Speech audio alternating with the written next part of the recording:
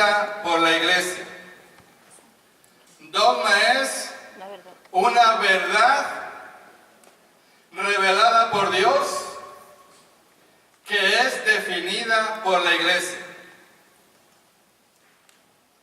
Y los dogmas, hermano y hermana, aparecen en la Iglesia porque hay una polémica. Los dogmas marianos son solamente 4, pero es porque ha habido una polémica ante la figura de la Virgen María.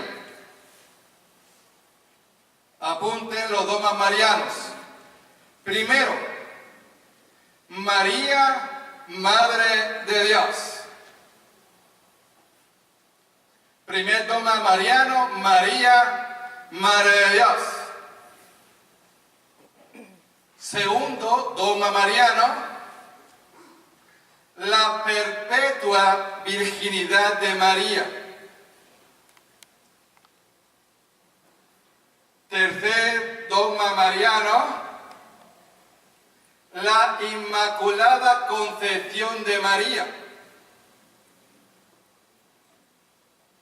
La Inmaculada Concepción de María. Y el cuarto dogma mariano es la Asunción de María Santísima en cuerpo y alma. Y el dogma aparece en la Iglesia porque hay una polémica.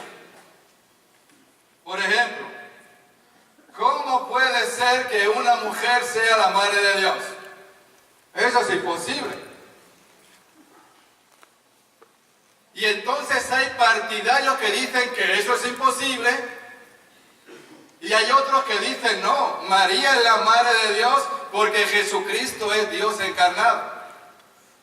Pero hay una polémica. Y cuando hay una polémica, entonces el Papa tiene que intervenir para hablar en escátedra, y él solemnemente hace la declaración de la revelación y del dogma. O por ejemplo, ¿cómo puede ser que una mujer, después de dar a luz, siga siendo virgen? ¿Cómo puede ser que una mujer que dice la palabra de Dios en tal versículo y capítulo, los hijos, hermanos y hermanas de Jesús, cómo puede ser que María, que eso de la virginidad de María? O también dicen, pero eso que es la Inmaculada Concepción. Si dice la palabra del Señor que todos pecaron y todos están exentos de la gracia de Dios. Es decir, que el dogma aparece en la Iglesia para aclarar una polémica que aparece, y entonces Pedro, el Papa, hace una declaración solemne afirmando: esto es una revelación de Dios. Apunten. Dogma es una verdad absoluta. Dogma es una verdad absoluta, definitiva. Es una verdad definitiva, no hay discusión ya. El Papa zanja la discusión. Es una verdad inmutable. Esa verdad no se puede cambiar, aunque el tiempo diga ahora todo lo contrario. Por ejemplo, el purgatorio es un dogma de fe. El infierno es un dogma de fe. Y mucha gente cree que no existe el infierno. Este es el infierno aquí. O no existe el purgatorio. Es un dogma de fe. Y cuando es un dogma de fe, hermano y hermana, es inmutable, no se puede cambiar. Aunque haya, por ejemplo, no sé, un religioso moderno que diga, no, eso no existe. O un sacerdote, eso no existe. O el mismo Papa, eso no existe, ¿no?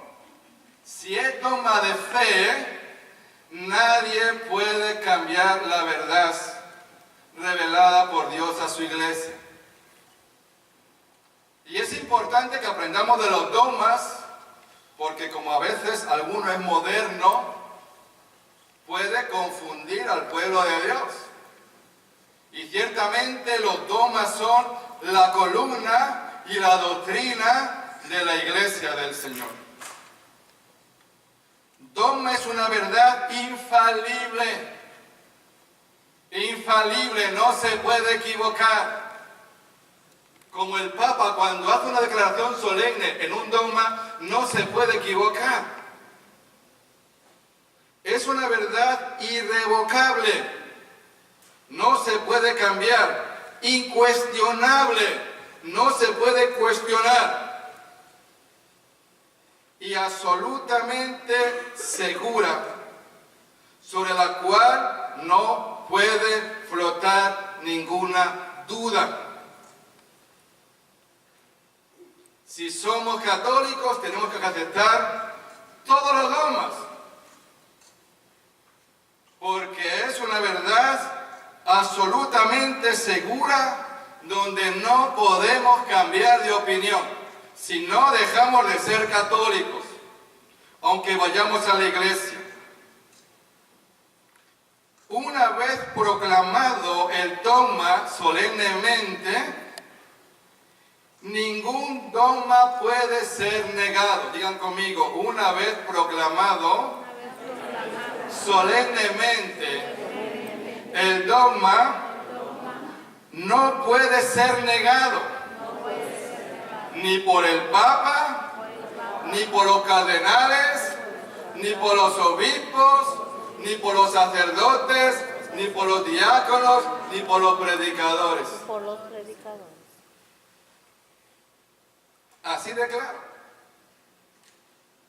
Por eso tenemos que descubrir nuevamente los dogmas de la iglesia, porque a veces entran modernidades en la iglesia, pero si está en contra del dogma, esa modernidad no sirve. La diga quien la diga. Dice que hasta el Papa, mira, ni el Papa puede cambiar la doctrina católica. Por muy moderno que a lo mejor él pueda ser, o un obispo, o un cardenal, nadie puede cambiar la doctrina católica. Porque si la cambia, dejó de ser católico.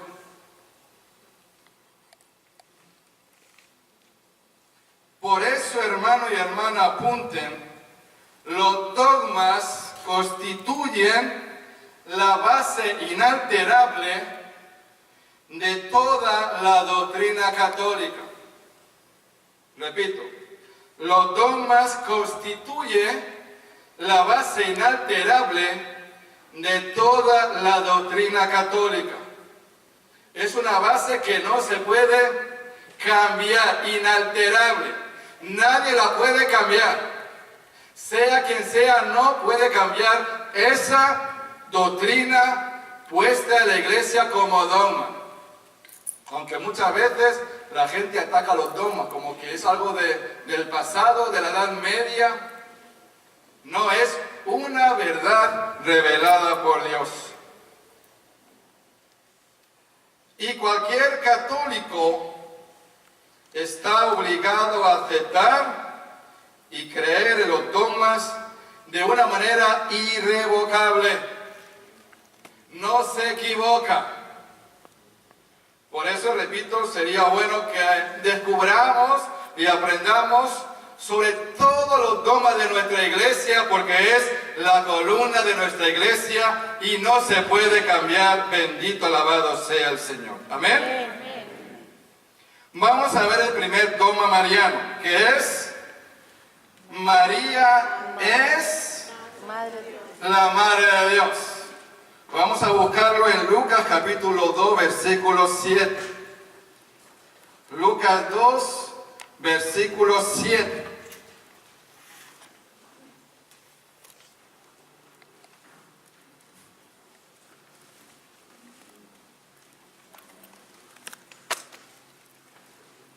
Y dio a luz a su hijo primogénito. Lo envolvió en pañales y lo acostó en un pesebre, pues no había lugar para ellos en la sala principal de la casa. María dio a luz a su hijo primogénito, un niño normal, un niño humano, pero también divino. Y lo acostó en un pesebre. Tanto se humilló nuestro Dios que nació en una cueva rodeada de animales. Una cueva fría y apartada del pueblo de Belén. Vemos que María es la madre de Jesucristo. Y el dogma quiere decir que María es la madre de Dios. ¿Por qué decimos que María es la madre de Dios? Decimos que María es la madre de Dios porque María es la madre de Jesucristo. Como hemos dicho esta mañana, el Verbo se hace carne en María. Dios se hace imagen en María. Y de María nace el niño Dios. Y ese niño Dios, que es Jesucristo, hermano y hermana, es una persona, pero tiene dos naturalezas. Digan conmigo, Jesucristo es una persona que tiene dos naturalezas.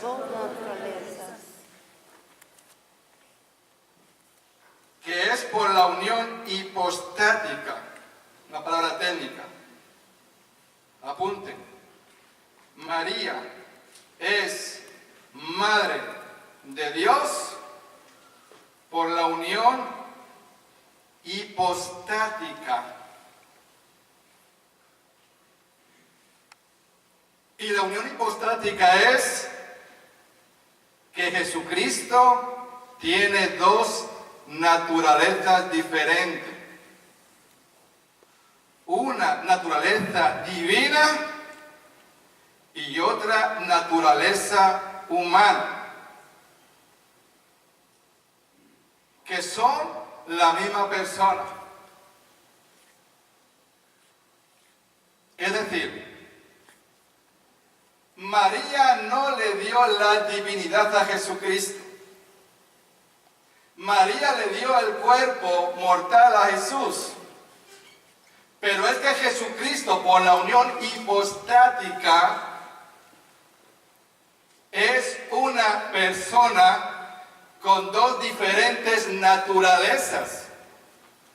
Y lo que dio a luz María es a Jesucristo, que es verdadero Dios y verdadero hombre. Ciertamente María no le da la divinidad a Jesucristo, pero Jesucristo, como es Dios y hombre verdadero, entonces María es la madre de Jesucristo. ¿O hay dos Jesucristos? ¿Hay un Jesucristo hombre y otro Dios? No. Hay uno que es Dios y hombre verdadero.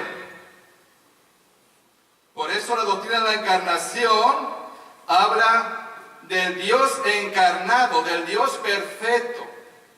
Dios se hace hombre como nosotros, menos en el pecado. Igual que María, nueva Eva, que tampoco tuvo pecado. Dice Santo Tomás, se debe afirmar que la Santísima Virgen es Madre de Dios, no porque sea Madre de la Divinidad, sino porque lo es según la humanidad, de una persona que posee a la vez la humanidad y la divinidad. ¿Lo entienden? Mucha gente no entiende eso. Muchas personas se escandalizan a decir que María es la Madre de Dios. Pero repito, por la unión hipostática hemos afirmado que Jesús, una persona, tiene dos diferentes naturalezas. María es verdadera Madre de Dios, pues ella dio su cuerpo humano a Jesús. Pero como Jesucristo es Dios y hombre verdadero, María es también la Madre de Dios. Jesús, repetimos, en virtud de la unión hipostática, poseía una naturaleza divina y otra humana, unidas en una sola persona, la persona divina del niño Dios. Si leemos, por ejemplo, busquen ahora Lucas capítulo 1, versículo 35, dice: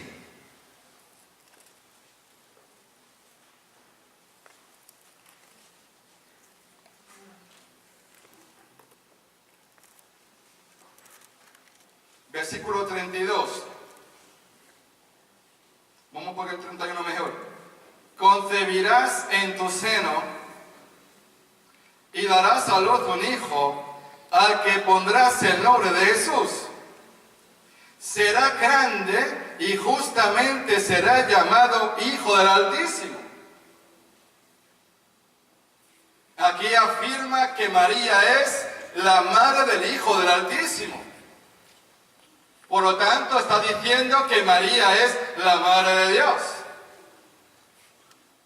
Y también usted puede buscarlo, especialmente en el versículo 43 de Lucas capítulo 1. Lucas 1, versículo 43.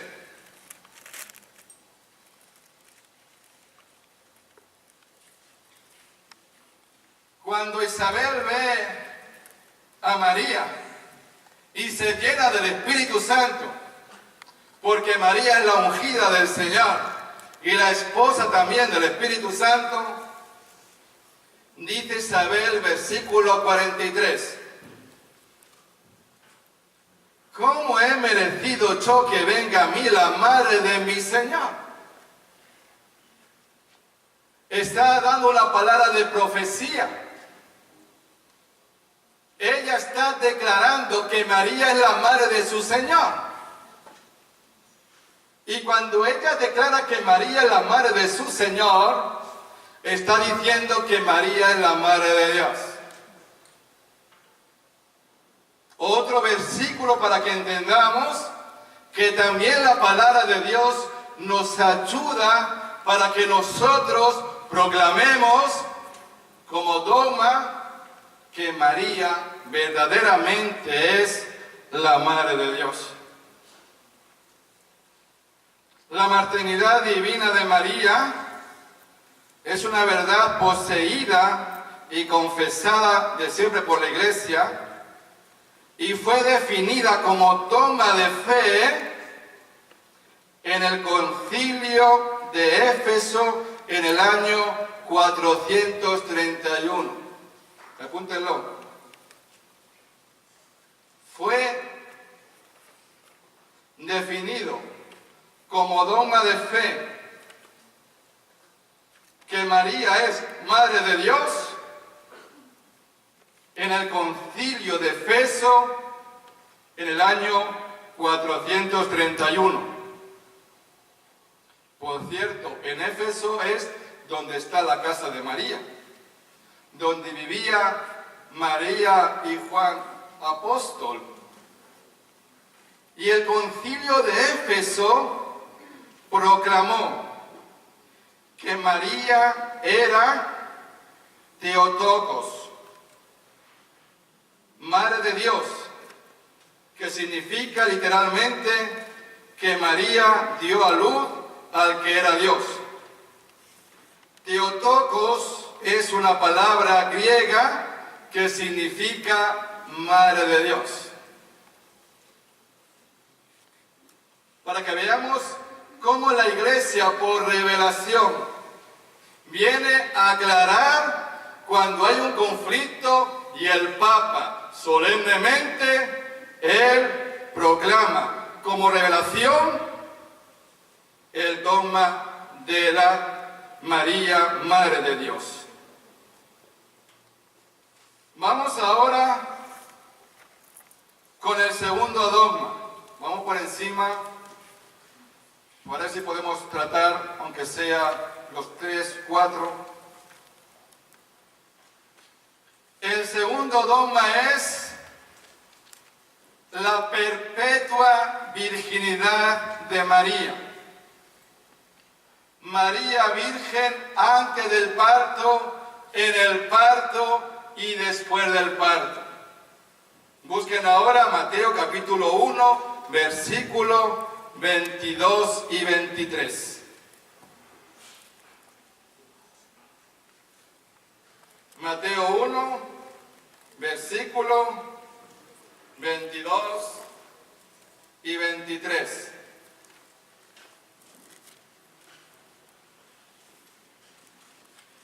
Todo esto sucedió para que se cumpliera lo que había dicho el Señor por boca del profeta Isaías. La Virgen concebirá y dará a luz un hijo y le pondrá por nombre Emmanuel, que significa Dios con nosotros. Aquí ya está hablando de la virginidad de María.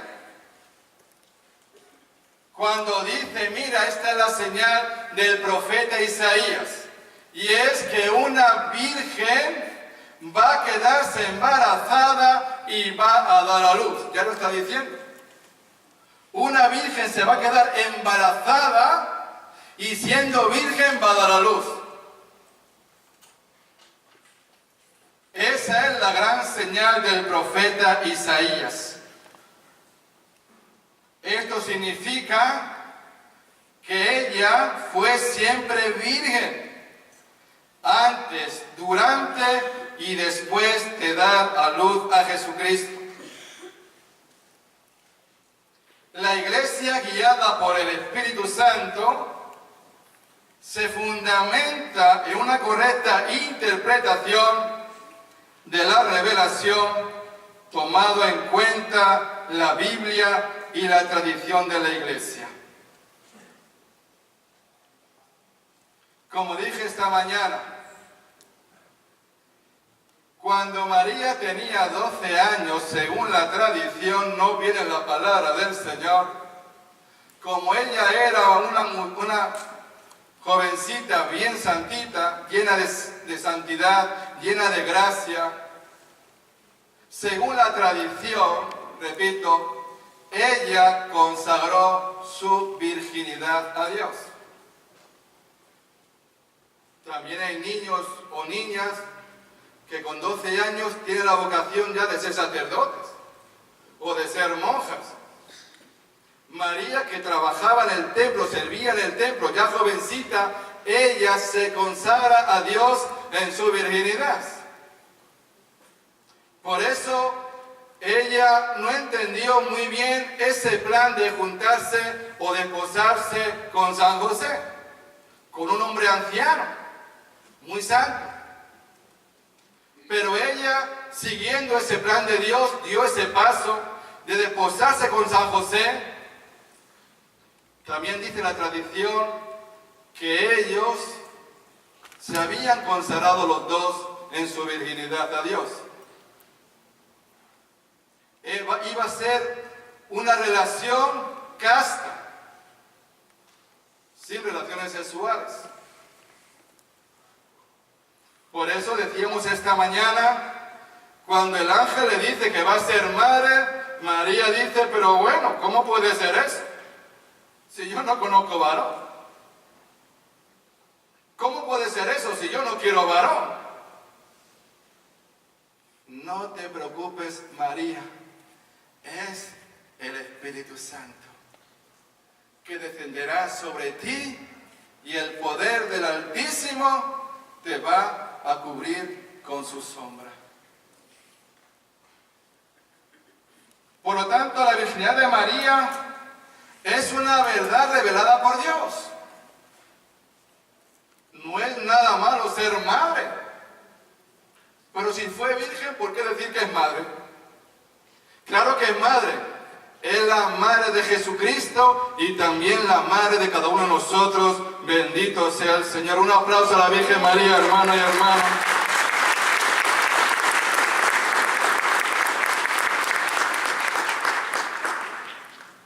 Dice la palabra del Señor, búsquenla si quieren, Mateo capítulo 19, versículo 12. Mateo 19, versículo 12.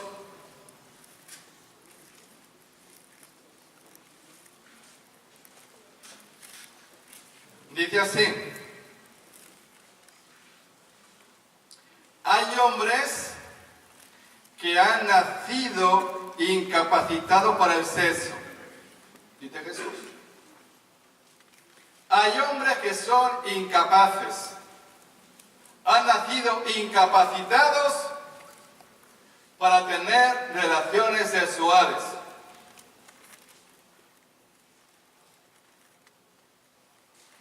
Porque a lo mejor tienen un problema en su genital.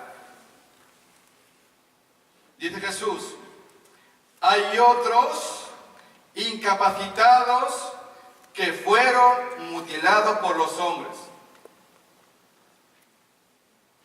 Hay otros que están incapacitados porque han sido mutilados por los hombres. Pero hay otros todavía que se hicieron tales por el reino de los cielos. Hay otros que por el reino de los cielos se hacen incapacitados. Entienda el que pueda, dice el Señor. Por eso no es de extrañar que en la vida religiosa haya el voto de pobreza, obediencia y castidad. Libremente ellos hacen un voto de ser incapaces y de ser castos, siendo hombres débiles y pecadores. Igual también los sacerdotes, pero no es un voto solemne. Sí, la vida religiosa. Pues si hay gente que por el reino de los cielos viven en castidad, ¿cuánto más no va a vivir María Santísima? ¿Cuánto más no va a vivir San José? Claro que la virginidad no está de moda. Es una palabra que hasta en el ambiente mundano es difícil de aceptar. Pues si los hombres mortales son capaces de vivir en castidad, ¿cuánto más no va a poder vivir María Santísima? Cuando ella es la llena de gracia. Dice Santo Tomás de Aquino, un gran doctor de la Iglesia, un gran teólogo. Dice, primero, convenía que Cristo, siendo Hijo único del Padre Eterno, fuera también Hijo único de su madre. Buena explicación. Si Jesús es el Hijo único de Dios, también convenía que Jesús también sea el Hijo único de María. Buena explicación. Segundo, el seno de María fue el primer sagrario de Jesús. El primer sagrario de Jesús fue el seno virginal de María Santísima. Y de la carne de María formó el Espíritu Santo el cuerpo de Jesús. Por lo tanto, convenía que ese seno donde se había formado el mismo Dios quedase consagrado a María Santísima. Interesante, ¿no?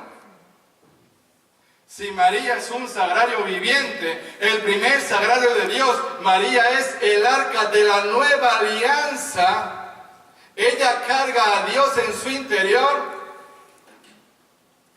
Palabras grandes.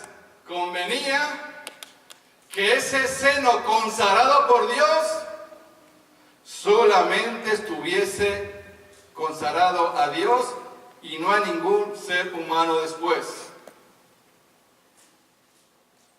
Palabras angélicas, espirituales. Y tercero,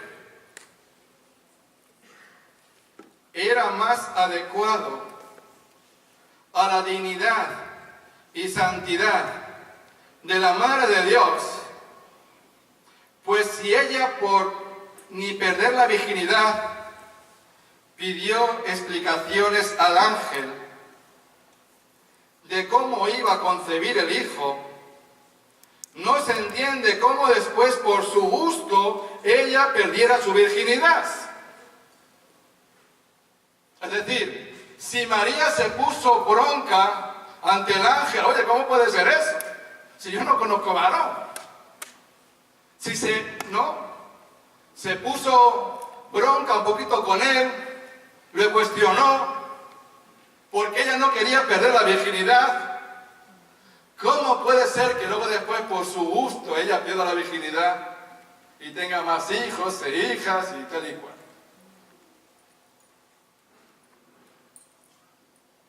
La virginidad de María es por ser Madre de Dios. Ciertamente todos los privilegios que tiene María Santísima es porque ella es la Madre de Dios.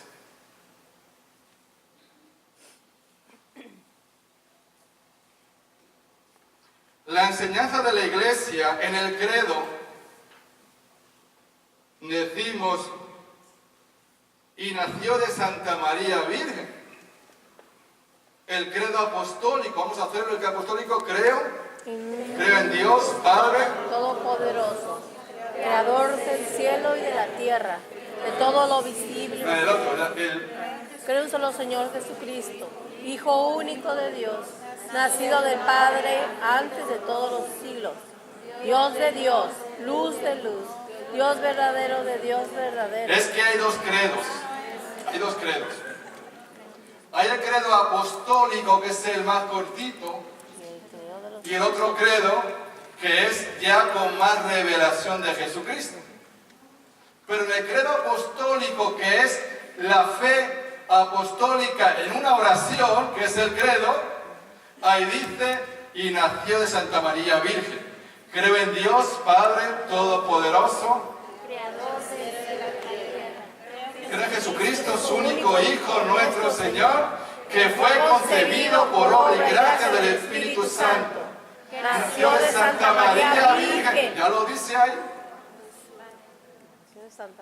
Ya los apóstoles decían que María era virgen. ¿Cómo otro, con Biblia, sin Biblia, va a decir que María es una mujer cualquiera?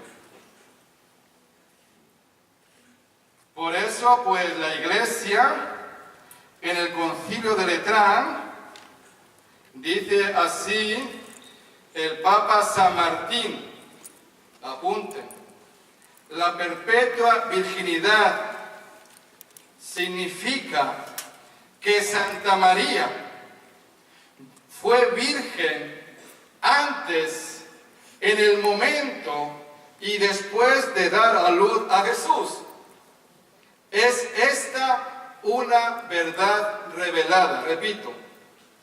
La perpetua virginidad significa que Santa María fue virgen antes, en el momento y después de dar a luz a Jesús. Esta es verdad revelada. Y el dogma mariano de la virginidad perpetua de María se da en el Concilio de Letrán, año 649, por el Papa San Martín, que dice: si alguno no confiesa conforme a la doctrina de los santos padres que la Santa e Inmaculada Virgen María verdaderamente y propiamente Madre de Dios concibió virginalmente por operación del Espíritu Santo y engendró de modo incorruptible, conservando indisoluble la virginidad aún después del parto, sea anatema. Es decir, el Papa decía: quien no acepte este dogma queda fuera de la Iglesia, es un hereje.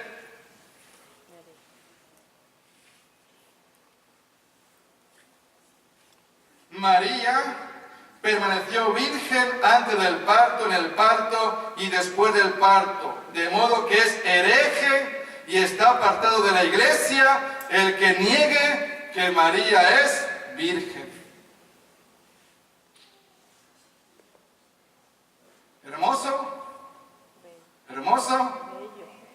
Un aplauso a María, no se duerman, hermanos, no se duerman. No se duerman.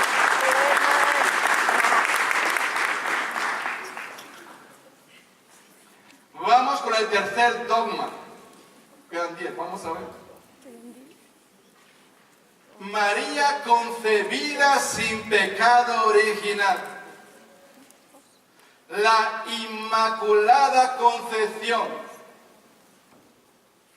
La concepción inmaculada de María. María nació sin pecado original. Significa que María nació sin pecado original. ¿Por qué? Porque ella está predestinada a ser la Madre de Dios. Todos los privilegios de María es porque ella va a ser la Madre de Dios. Y como María es la nueva Eva, María nació sin pecado. Sin corrupción.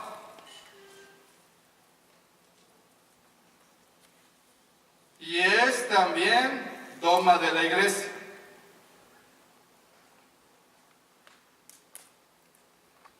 Dice Santo Tomás: las razones de los privilegios de María, de que está preservada del pecado, es, primero, María fue preservada del pecado original porque era Madre de Dios. Como María va a ser y es la Madre de Dios, Dios le dio la gracia de nacer sin pecado, llena de gracia, llena de santidad, llena de amor, llena de humildad. María es la Madre de la gracia de Dios. ¿Por qué? Porque va a ser la Madre de Dios.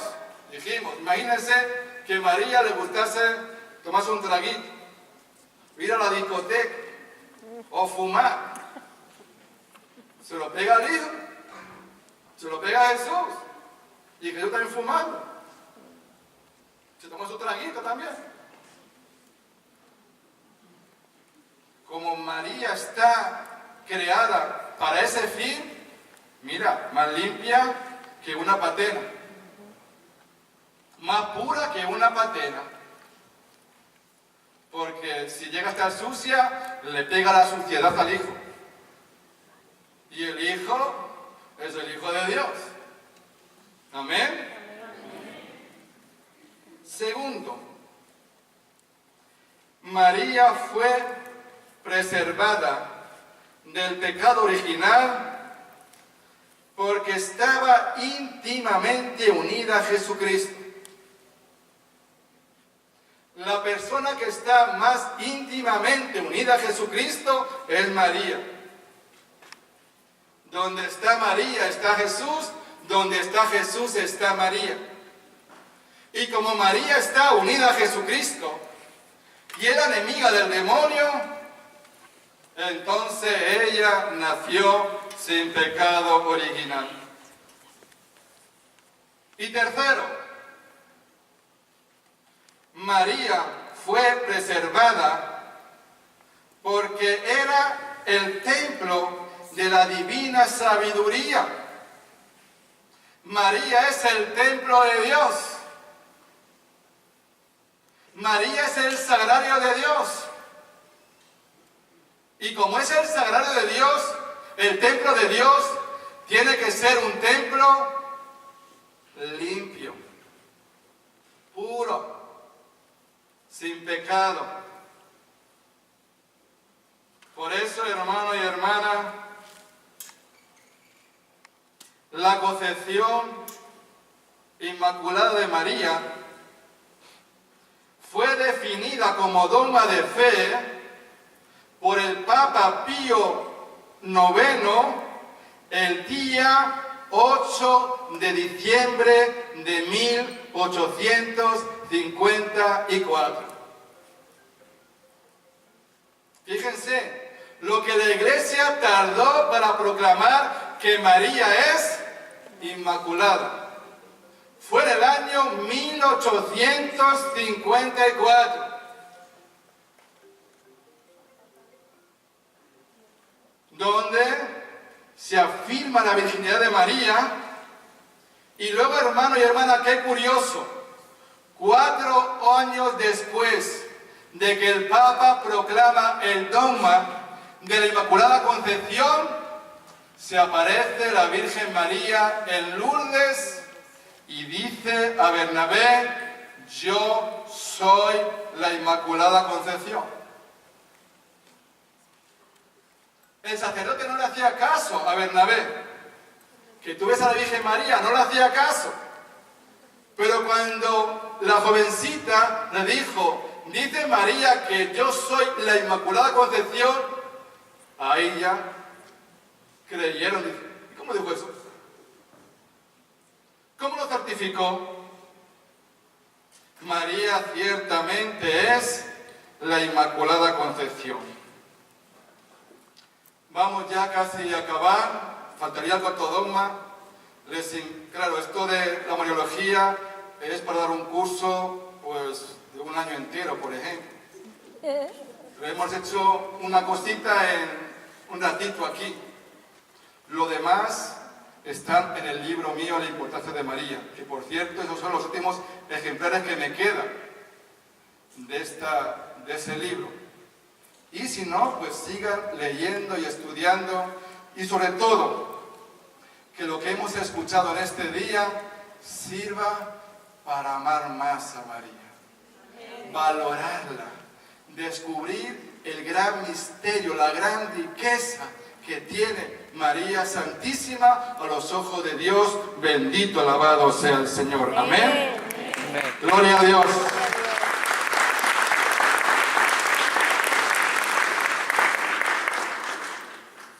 Nos vamos a preparar ahora para una fiesta, ¿no? Ahora ya vamos con la fiesta ya. Entonces, vamos a hacer una hora santa. Primero prepararemos